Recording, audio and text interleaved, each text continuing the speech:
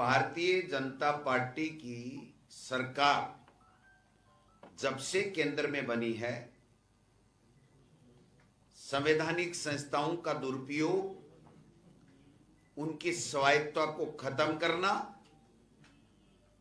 और केवल जो माफिया हैं उनके हित के लिए कार्य करना, ये इनकी नीति रही है। और मैं जो खुलासा करूंगा आपको, मैं समझता हूं कि समझाने में मैं कामयाब रहूंगा कि किस तरीके से संगठित गिरोह के रूप में इस देश की खनिज संपदा को लूटने के लिए काम कर रहे हैं। जो नया ताजा मामला आया है कि ये अरावली को ही केंद्र सरकार के दबाव से दिलवाई है, उसके बाद में यह स्पष्ट हो गया है कि खनन माफियाओं के लिए उन्होंने 90% हमारी अरावली, जो हमारी जीवन रेखा है, हमारे लिए पर्यावरण हो, चाहे धूल भरी आंधियों से हमें बचाने की बात हो, चाहे हमारे लोगों के लिए आस्था का केंद्र हो, चाहे हमारे किसानों की पशुधन की आजीविका के रूप में वो लोग बाग इसका काम लेते हों, उनके सबके ऊपर कैंची चलाने का, हथौड़ा चलाने का काम किया है। अब इसके बाद में जो सुप्रीम कोर्ट का फैसला आया 20/11/25 का, उसके बाद में 90% अरावली समाप्त हो जाएगी, यानी खनन माफियाओं के हवाले कर दी जाएगी।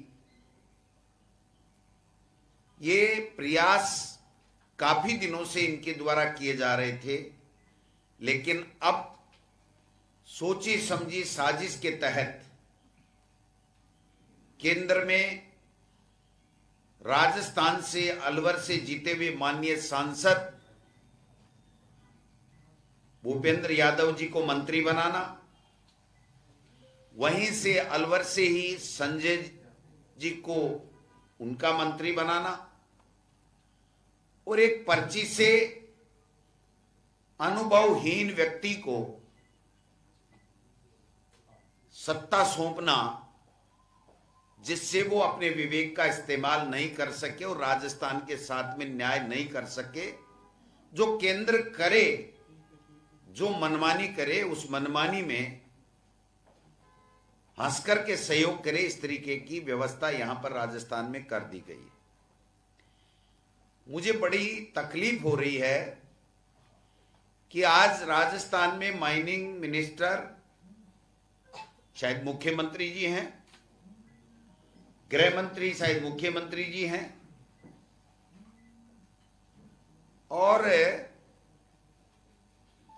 वन पर्यावरण मंत्री केंद्र के राजस्थान से हैं। तो इन्होंने मिलकर के एक षड्यंत्र किया और इस पूरी की पूरी अरावली को, जो हमारी आस्था, हमारी जीवन रेखा, उसको खत्म करने की दिशा में ये लोग बाग आगे बढ़ रहे हैं।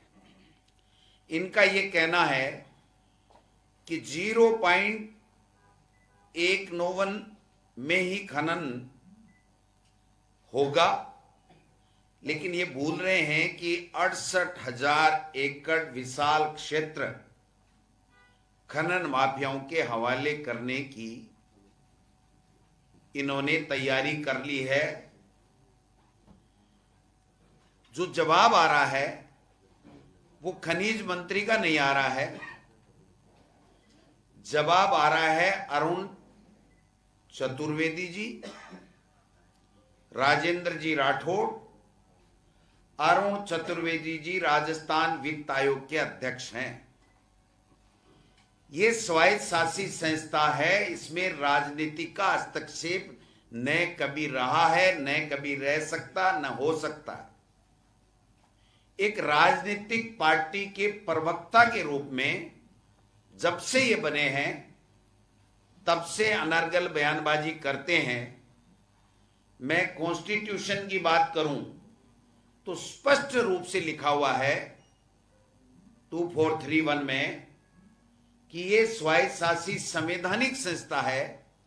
इसका अध्यक्ष पंचायती राज और नगर निकाय के लिए वित्तीय व्यवस्था की सिफारिश राज्य सरकार को करता है।